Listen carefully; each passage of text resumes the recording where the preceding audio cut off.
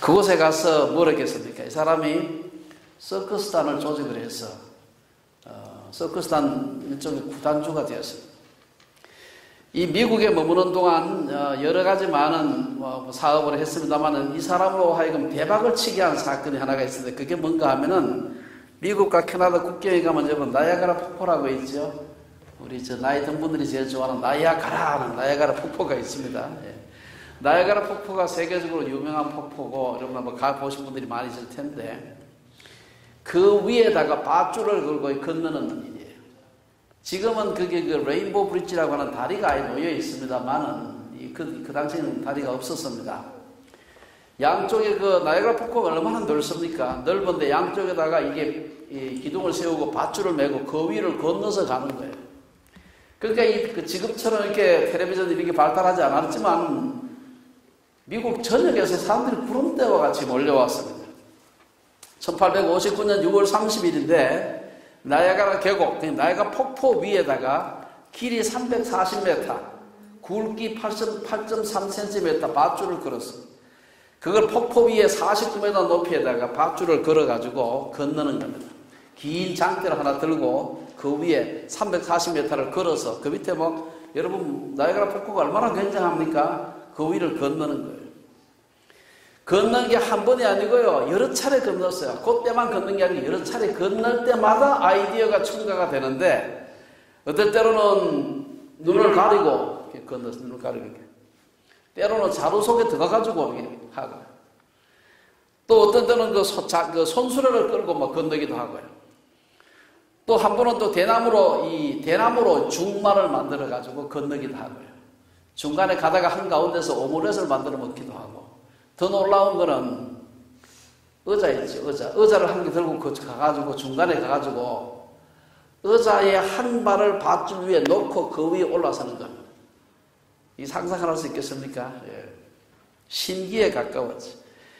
그 참 놀라운 기술을 보일 때마다 우리와 같은 박수를 보내면서 사람들이 뭘 했겠습니까? 지갑을 열은 거죠. 그래서 돈을 엄청나게 벌었습니다. 나이아가라 폭포를 건너는데 블롱댕 묘기의 절정이 뭐냐 하면은 나이아가라 폭포를 사람을 업고 건너는 겁니다. 사람들이 그동안 가만 보니까 이 블롱댕이라는 사람은 신기해요. 이렇게 잘할 수가 있나. 그동안 했던 여러 가지 묘기의 그 정도를 봤을 때 사람 업고 건너는 것은 건널 수 있겠다. 그래가지고 사람들이 모두 다 그 폭포를 이 사람이 충분히 횡단할 수 있겠다 생각하고 모이선 사람들, 여러분들 중에서 내 등에 엎힐 사람 나와보라 하니까 한 사람도 안 나오는 겁니다. 저기 보면 그림 제가 찾아보는 게 몇 개 있더라. 그래서 내 등에 엎혀라. 엎히면 내가 이쪽 저쪽에서 건너가겠다 했는데 아무도 안 나와요. 결국은 그가 누구를 업고 건너는가 하면은 1859년 8월 17일에 그 유명한 날입니다. 이게 그의 매니저였던 해리 콜코드라는 사람을 그 사람 매니저예요.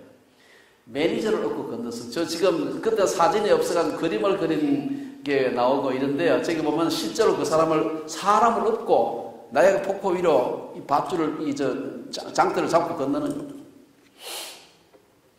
이 블롱댕의 얘기는 우리에게 아주 참 믿음이 뭔가 하는 걸 보여주는 아주 고전적인 얘기입니다.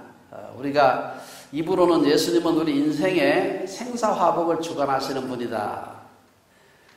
말로는 죽은 자도 살리시고 우리에게 영생을 주시는 구세주라고 고백하죠. 그 고백하는 건 쉬워요. 근데 실제로 그런 분인 것처럼 우리가 그분에게 우리의 전체를 싣고 그분에게 우리의 무게를 싣고 그분을 신뢰하는 것은 또 다른 문제라요. 그분이 좋은 직장을 떠나 아프리카 선교사라고 가라고 한다면 당신이 가진 재산을 다 팔아서 어떻게 하라든지 이런 말씀에 순종을 하는 것은 쉬운 일이 아닙니다. 예수님은 어떤 분이라고 막 박수치는 거 이쪽 나이아가라 양편에 서가지고 블롱댕을 보고서 대단한 분이다 칭찬하고 당신 할 수 있다 라고 하는 것과 자기가 그 사람의 등에 엎이는 건 전혀 다른 얘기입니다. 오늘 본문은 나사로의 죽음과 관련해서 이 중요한 믿음이 무엇인지를 우리에게 보여주는 아주 중요한 오늘 본문입니다. 나사로가 이제 죽었다는 것은 우리가 지난 시간에 살펴보았습니다. 나사로가 죽고 난 뒤에 예수님께서 일부러 한 이틀 지체하시다가 죽은 후에 무려 나흘이나 지나서 그의 집을 방문하는 걸 얘기하고 있습니다. 여기 보면은 그래서 그 누이 마르다 마리아 사이의 대화를 기록하고 있습니다. 아마 예수님께서 고향이 저 북쪽의 갈릴리 지방이었기 때문에 유대 지방으로 오실 때는 아마 주로 이 나사로 집에 많이 머물렀지 않았을까 생각이 됩니다. 그렇기 때문에 나사로 삼남매는 누구보다도 아마 예수님을 가까이에서, 예수님께서 그 집에 묵으시면 화장실도 가셨을 테고 밥도 같이 드셨을 테고 이런저런 사적인 대화도 나눴을 테고 여러 가지 많은 것을 누구보다도 가까이서 친근하게 그분을 뵀다, 이렇게 볼 수가 있습니다. 그렇게 다만 집만 제공했겠습니까? 아마 가만히 봤을 때 나사로는 조금 경제적으로도 약간 여유가 있었던 것 같아요. 헌금했겠죠, 당연히. 그리고 예수님께서 무슨 큰 모임 하실 때마다 따라다녔겠죠. 그들은 예수님의 가장 중요한 후원자이면서 동시에 예수님이 인류의 구세주이심을 확신했던 사람들이었습니다. 그래서 우리가 오늘 이 사건을 다시 한번 살펴보면서 마르다와 마리아의 태도로부터 믿는다는 게 뭐냐 하는 것을 좀 생각해 봤으면 좋겠는데요. 그 전에 오늘 이 기적이 마지막 기적이기 때문에 요한복음에 나오는 기적에 대한 간단한 좀 복습이 좀 필요합니다. 그래서 제가 별도로 종이를 하나 여러분 아마 들어오시면서 받았을 겁니다. 거기 보면은 복음서에 나타나 있는 이 기적을 요약을 해놨습니다. 뭐 제가 다 쓴 것도 아니고요. 제가 일부 고치긴 했는데 뭐 여기저기 나와 있는 겁니다. 여기 보면은 마태, 마가, 누가, 요한 이 사복음서에 있는 기적들이 이 저자들마다 어떤 기적은 포함하라고 빼기도 하고 이랬는데, 여기 보면 총 예수님께서 살아계실 때, 부활하시고 난 뒤에 마지막 기적 말고 살아계실 때 예수님께서 베푸신 기적이 36개예요. 그 중에 부활하시고 난 뒤에 이제 한 개를 더 하게 돼서 토탈 37개입니다. 요걸 조금 기적을 몇 가지를 좀 비교를 좀 해보시면 좋은데요. 여러분들이 첫째 보면은 예수님께서 요한복음에 나타나 있는 기적은 총 8개고 생전에 하신 기적은 7개입니다. 그런데 기적을 공관복음 마태, 마가, 누가복음에 보면은 예수님께서 기적을 갖다가 베풀었다는 기록이 몇 번이 나오는가 하면은 마태복음에는 23개, 마가복음은 22개, 누가복음은 22개인데 요한복음에는 8개밖에 없어요. 어떻게 이렇게 확 줄였을까? 사도 요한은 여러분 아시겠지만 예수님을 가장 오랫동안 가장 가까운 거리에서 보좌했던 제자입니다. 예수님이 행하시는 모든 기적을 다 보았을 텐데 다 적지 않고 불과 8개밖에 안 적었어요. 여러분께서 그걸 좀 이상하게 한번 생각해 보실 필요가 있습니다. 왜 그랬을까? 이것은 우리가 요한이 이 요한복음을 기록했던 그 목적을 좀 생각해 볼 필요가 있습니다. 저는 요한복음을 지난 몇 달 동안 아주 참 깊이 좀 묵상을 하면서 요한이 머릿속에 두었던 요한복음을 저술한 목적은 우리가 늘 말씀을 드렸습니다만은 요한복음 끝에 20장 30절 31절에 요한복음을 기록한 목적을 이 요한복음 요한처럼 명확하게 얘기한 이 복음서 저자가 없어요. 여기 보면 예수께서 제자들 앞에서 이 책에 기록되지 아니한, 이 책은 요한복음입니다. 이 책에 기록되지 아니한 다른 표적도 많이 행하셨으나 31절 오직 이것을 기록하면 너희로 예수께서 하나님의 아들 그리스도이심을 믿게 하려 하며 또 너희로 믿고 그 이름을 힘입어 생명을 얻게 하려 함이니라. 무슨 얘기입니까? 요 목적에 아주 가장 잘 맞는 기적들만 골라서 엄선해서 요한복음에 실었다는 겁니다. 한 가지 한 가지 살아생전에 7가지 그 기적들을 보게 되면 하나하나가 예수님이 하나님의 아들이고 우리의 구세주라고 하는 것을 증명하는데 가장 참 효과적이라고 생각되는 그러한 기적들만 골랐다. 두 번째 생각해 볼 수 있는 것은 요한복음에 있는 기적들을 보게 되면요, 숫자도 적은데다가 요한복음에 8개 기적 중에서 5개가 다른 복음서에는 없는 거예요. 이게 여러분 이상하지 않습니까? 8개 중에서 5개가 다른 복음서에는 없어요. 공관복음, 마태마가, 누가복음에는 많은 게 오버랩됩니다. 근데 요한복음하고 나머지 3 복음서는 굉장히 달라요. 없어요, 이쪽에는. 왜 그럴까?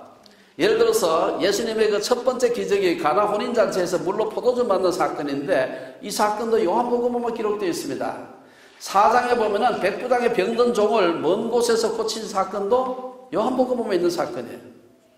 5장에 보면은 38년 된 병자를 고쳐주신 사건도 요한복음에 있습니다. 9장에 날 때부터 맹인된 자 고쳐진 사건, 그리고 오늘 11장에 나오는 나사로 죽은 나사로 살린 사건, 이 얼마나 큰 기적입니까?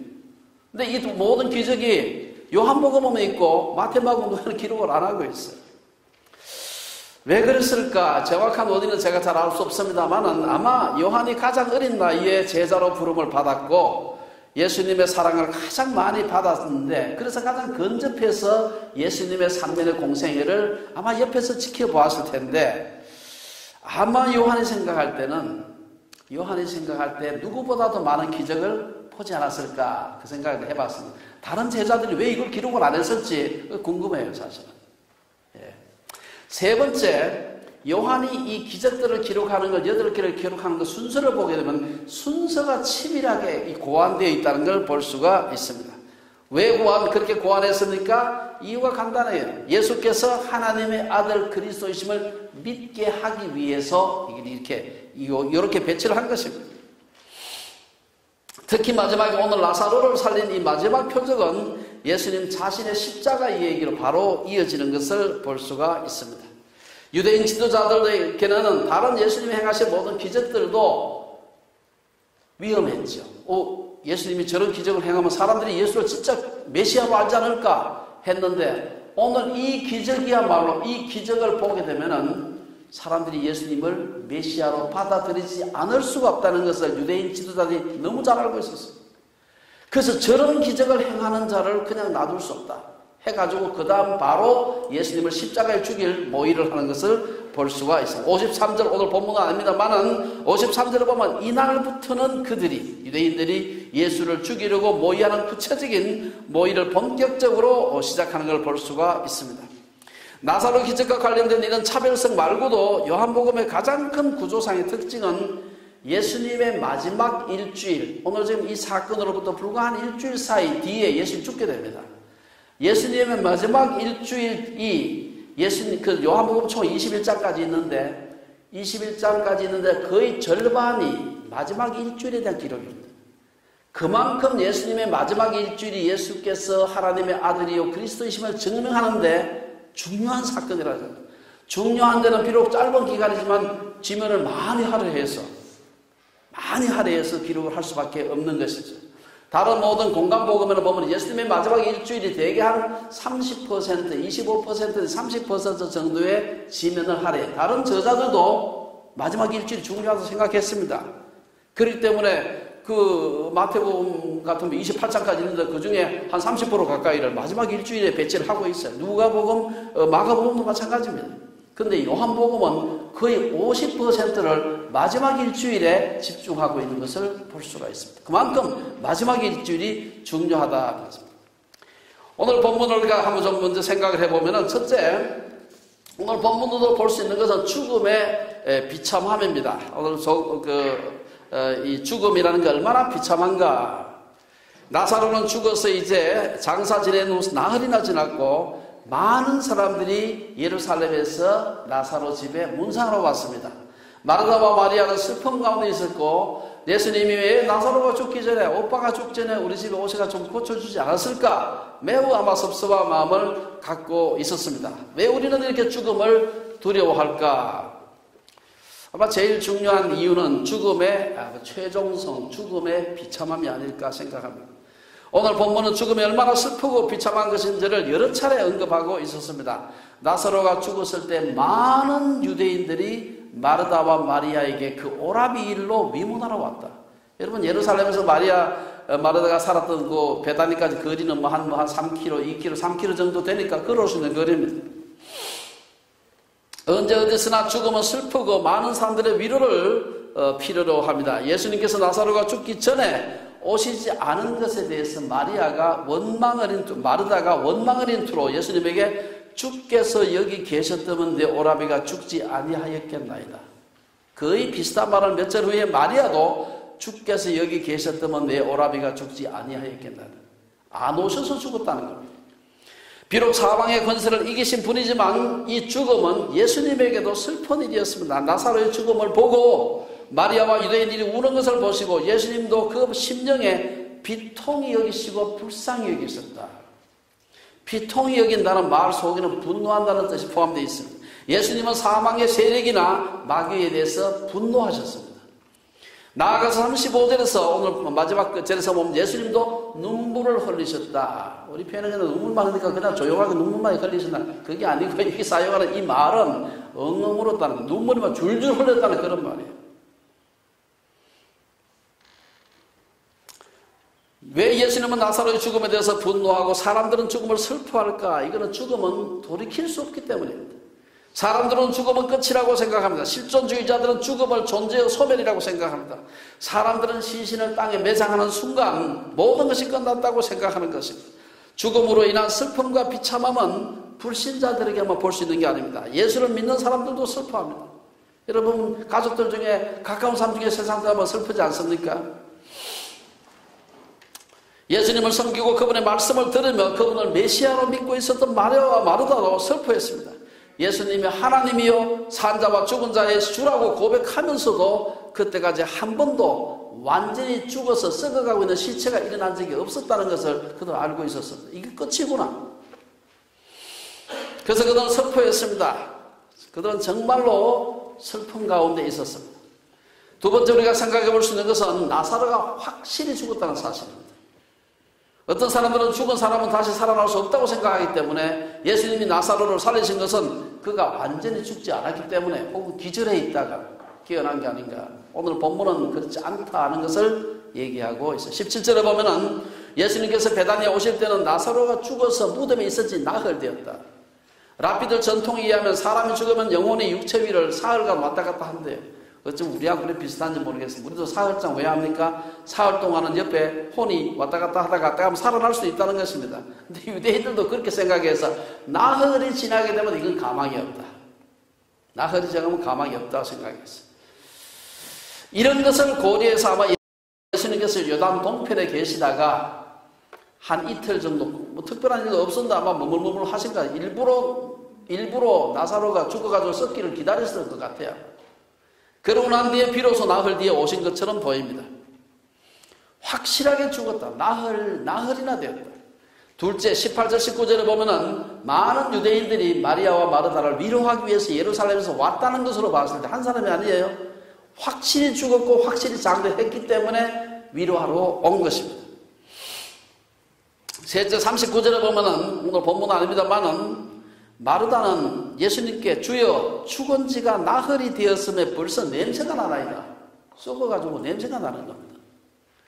요즘처럼 특별히 냉동실이 없을 때는 시체를 갖다 냉동실에 보관을 못하죠. 그러면은 죽는 즉시 사전 썩기 시작합니다. 근데 며칠 지나면 그냥 죽은 직후엔 잘 모르지만 며칠 지나게 되면 냄새가 나는 겁니다. 이게 이상한 그 시체 썩는 냄새 여러분 혹시 맡아보셨는지 모르겠습니다. 아주 희한한 그 냄새가 납니다. 예수님이 도착했을 때 나사로의 시신은 무덤에 둔 지 이미 나흘이나 되었고 시신이 부패하는 냄새가 나기 시작했습니다. 이것은 나사로가 죽었음을 가장 확실하게 보여주는 증거입니다. 이처럼 나사로의 죽음이 확실하다면 예수님께서는 확실히 죽은 나사로를 살리셨다는 말이에요. 이것은 예수님이 죽음보다 더 크신 분, 사망의 권세를 이기신 분임을 보여주는 겁니다. 하지만 그 사건이 일어나지 않은 상황에서 나사로가 다시 일어나는 그 사건이 일어나지 않은 상황에서 마리아와 마르다는 슬퍼할 수밖에 없었습니다. 마르다와 마리아의 그 신앙을 우리가 생각하면서 이들에게 있어서 막연하고 제한적인 신앙을 볼 수가 있습니다. 어떤 면에서 그랬을까? 오늘 첫 번째 생각해 볼 수 있는 것은 21절에서 마르다가 예수님이 오셨을 때 아마 원망 섞인 투로 얘기했기에 주께서 여기 계셨다면 내 오라비가 죽지 아니하였겠나이다. 왜 오셨나요? 왜 이제 오셨나요? 하는 말을 좀 돌려서 한 말이 아닌가. 마르다는 알고 있었습니다. 그 베다니 그쪽에 그 요단 동편에 있어서 그 거리가 한 40km 정도 되겠지만 하루는 꼬박 걸어와야 돼. 예수님이 꼭 오셔야 고치는 것도 아니잖아요. 그 전에 보면은 백부장에 중풍 걸린 하인을 고칠 때는 오시지도 않고 먼 데서 살았다, 고쳐졌다 이렇게 하니까 그냥 먼 데서 말씀하시니까 고쳐졌는데 아니 그렇게 사랑하는 나사로인데 그 먼 데서 말씀하시면 안 될까? 실제로 예수님께서 그 왕의 신하의 아들의 병을 고칠 때 그 거리가 보면 왕의 신하는 가버나움에 있었고 예수님은 당시에 갈릴리 가나에 있었습니다. 가버나움과 가나의 거리가 한 40km 정도 돼. 마치 예루살렘 동편에 있던 예수님이 나사로 그 베다니에 있던 나사로의 집하고 거리가 비슷해요. 그러면 꼭 급해가지고 못 오시면 말론다로 좀 해서가지고 나사로가 아프다고 그래 전가로 사람을 보냈는데 하나님 예수님께서 그 고치실 수 있었을 텐데 왜 안 고치고 이틀이나 더 머물다가 총 나흘 지난 뒤에 죽고 난 뒤에 냄새날 때 오시는데 아닌 거예요. 그래서 그 마르다는 왕진 치료만 믿었어요. 왕진 치료. 어떻게든 먼 데서도 고칠 수 있는데 죽기 전에 고쳐야 되지 죽으면 끝이라고 생각합니다. 세 번째는 제한적인 믿음입니다. 마르다는 예수님의 신유의 능력에 대해서 지적인 믿음만을 가지고 있었던 걸 볼 수가 있습니다. 22절에서 마르다는 예수님이 계시지 않았기 때문에 나사로가 죽었다고 섭섭해하고 있습니다. 그러나 22절에 보면은 그러나 나는 이제라도 주께서 무엇이든지 하나님께 구하는 것을 하나님이 주실 줄을 아나이다. 예수께서 오빠 나사로를 살릴 수 있으리라고 생각지 못하고 그런 생각은 하지 않으면서도 예수님께서 하나님께 구하면은 뭐든지 들어주실 줄 내가 안다. 예수님께서 23절에서 내 오라비가 다시 살리라 라고 했지만 22절에서 아나이다 하니까 아니다 산다. 24절에서 마르다가 다시 살긴 살겠지만 지금 사는 게 아니고 마지막 날에 살 줄 압니다. 마지막 날 부활 때에는 다시 살아날 줄을 내가 아나이다.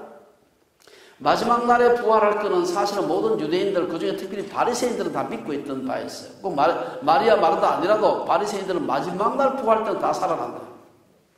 예수님께서 사실은 내 오빠가 다시 살리라. 그 살리라는 말은 마지막 날에 살 거라고 생각했어요.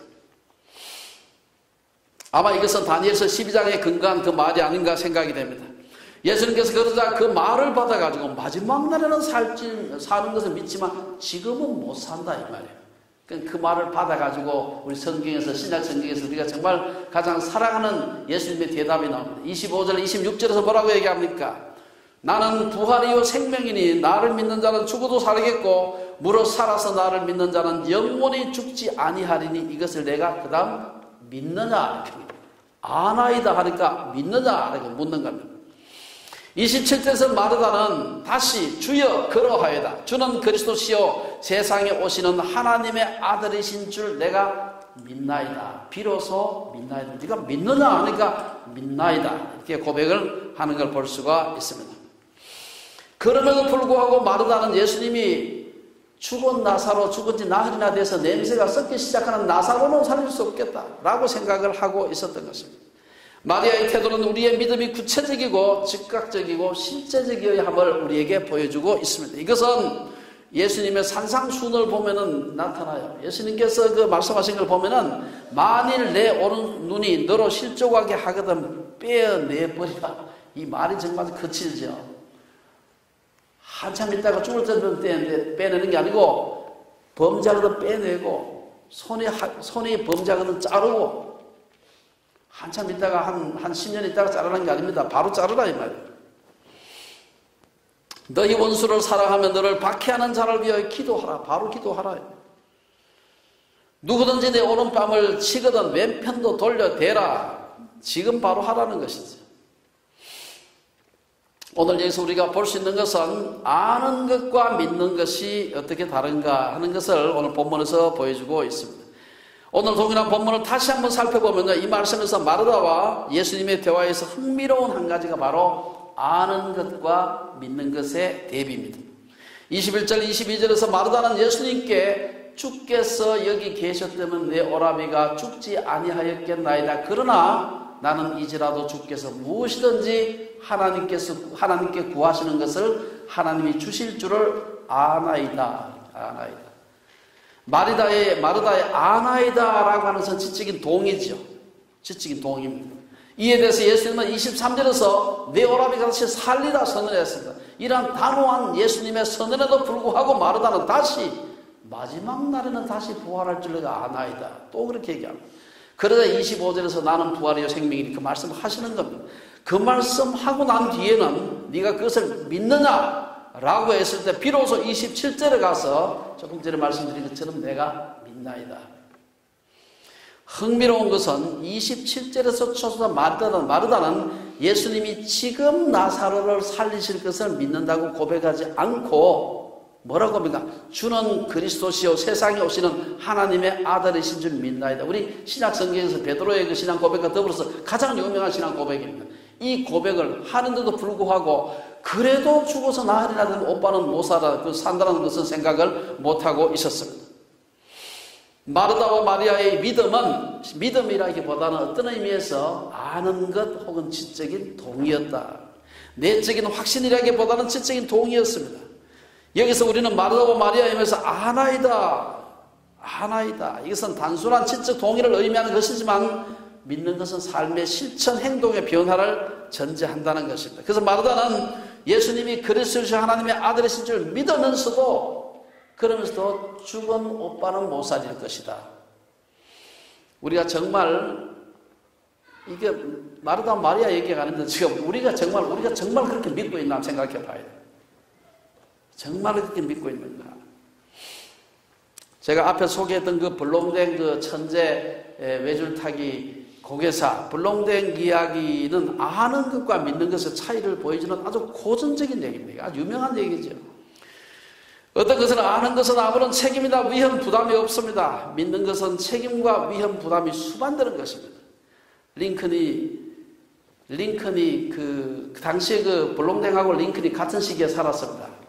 1860년부터 65년까지 남북 전쟁을 했는데 그때 링컨이 대통령 했잖아요. 근데 블롱댕이 1859년에 55년에 그걸 건너게 됐죠. 그 불과 막 블롱댕의 얘기가 온 전국 미국을 떠들 때 얘기예요. 남북 전쟁을 하는데 얼마나 사람들마다 의견이 안 맞는지 대통령한테 이거 해주시오, 이렇게 하시오, 저렇게 하시오, 저리 가시오, 이리 가시오 하는데 링컨이 막 죽을 지경이야. 그래가지고 마치 내가 블롱댕처럼 나야가라 폭포 밧줄 위에 서 있는 것 같다. 어떤 사람은 이리라고 하고 어떤 사람은 저리라고 하는데 도저히 어떤 모두를 만족시킬 방법이 없는 겁니다. 그러니까 마지막에 한 얘기가 있어요. 제발 좀 나를 좀 가만 놔주세요. 그러면 내가 그 술에 끌고 밧줄 끝까지 블롱댕처럼 잘 건너갈 테니까 그냥 좀 그 얘기 좀 하지 말아주세요. 얼마나 힘들었으면 그 얘기 하겠습니까? 그러니까 그 옆에 있었던 사람들의 믿음이 어땠는가 한번 생각해 볼 필요가 있습니다. 막 우레와 같은 박수를 치고 당신 같으면 건너고도 남겠다고 얘기하지만 내 등에 엎혀봐라 하니까 아무도 안 엎히는 겁니다. 결국 자기 매니저 없고 건넜어요. 믿음은 관객 중에서 소리를 지르는 행위가 아닙니다. 믿음은 뭐 목회자가 무슨 목사가 설교할 때 뭐 기침하도 아멘하는 그런 믿음이 아니에요. 믿음은 행하는 겁니다. 때로는 상당한 희생을 요구할 수도 있습니다. 때로는 자신의 생명의 위협을 당할 수도 있습니다. 때로는 가난하게 사는 것도 감수해야 됩니다. 신앙생활의 중요한 일부로 교회생활도 마찬가지입니다. 아무런 책임도 위험도 감수하지 않으면서 믿는다고 하는 것은 믿는 게 아니에요. 아는 것이지. 어쩌면 제대로 아는 것도 아닙니다. 25절, 26절 말씀 다시 한번 생각하면서 도대체 예수님이 누구신가? 예수님은 25절에서 나는 부활이요 생명이다 라고 말씀하셨습니다. 그러므로 26절에서 부활과 생명 되시는 예수님을 믿는 자는 죽어도 살겠고 무릇 살아서 나를 믿는 자는 영원히 죽지 아니하리라. 예수님이 나는 부활이요 생명이라고 한 것은 요한복음에서 5번째 우리가 흔히 말하는 예수님의 자기 정체성 나는 누구다 라고 하는 것은 5번째 소위 에고 에이미 포맷입니다. 예수님을 구세주로 믿으면 죽어도 살고 살아서 믿는 자는 영원히 죽지 않는다는 말은 너무나 많이 들었지만 너무나 큰 복음입니다. 이것은 죽음을 정복하셨다는 선포이기도 합니다. 예수님이 곧 부활과 생명이라는 믿음에 근거해서 사도 바울은 데살로니가전서 4장을 기록했습니다.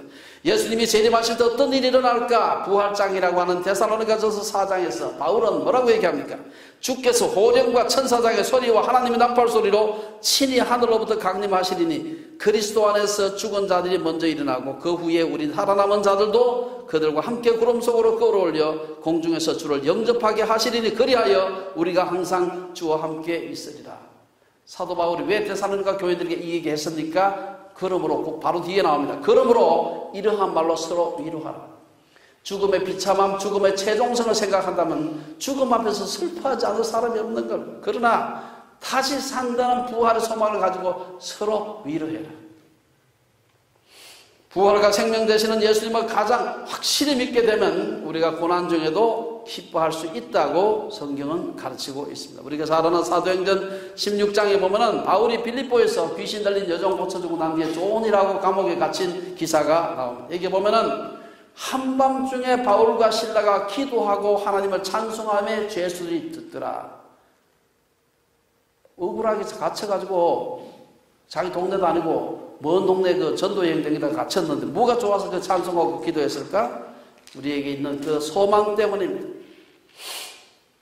사도 바울은 골로새서에서도 나는 이제 교회를 위하여 받는 괴로움을 기뻐하고 그리스도의 남은 고난을 그의 몸된 교회를 위하여 내 육체에 채운다.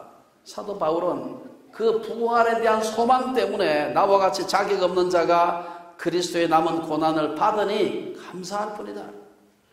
결론적으로는 마르다는 24절에서 마지막 날 부활에는 다시 살 줄을 내가 아나이다 라고 했습니다. 아까 말씀드린 이 말은 지금은 예수님이라도 오라버니를 살릴 수 없다고 하는 전제가 깔려 있습니다. 마르다의 말은 오늘날 어쩌면 우리의 모습을 보여주는 것입니다. 물에 빠져들어가는 베드로를 보고 주님은 예수님께서 즉시 손을 내밀며 믿음이 적은 자에 왜 의심하느냐? 그리고는 그를 구해주셔서 믿기는 믿지만 불완전한 믿음, 부족한 믿음, 막연한 믿음, 지식적인 믿음, 어쩌면 우리의 모습일 수가 있습니다. 하지만 신앙이나 지식의 문제가 아니고 사실이요, 감격이요, 결단이요, 복종입니다. 우리가 다만 성경이나 신학을 아는 것이 아니라 예수님에 대한 신앙을 가진 자라면 우리의 믿음은 구체적인 행동으로 나타나야 됩니다. 예수님을 구주라고 고백하는 데서 나아가서 예수님을 구주로 고백하는 자체는 우리의 일상을 살아야 된다는 것입니다. 부활이요 생명이신 예수님을 믿는 사람처럼 온 인류를 사랑한다. 말하기가 너무 쉬워요. 근데 직장에 가서 깔짝거리는 김 부장 한 사람 사랑하는 건 너무 힘든 겁니다. 그렇지 않습니까? 에베소서 6장에 있는 말씀처럼 자녀들을 우리가 모욕게 하지 않고 주의 교훈과 훈계로 양육해야 되는데 어떻게?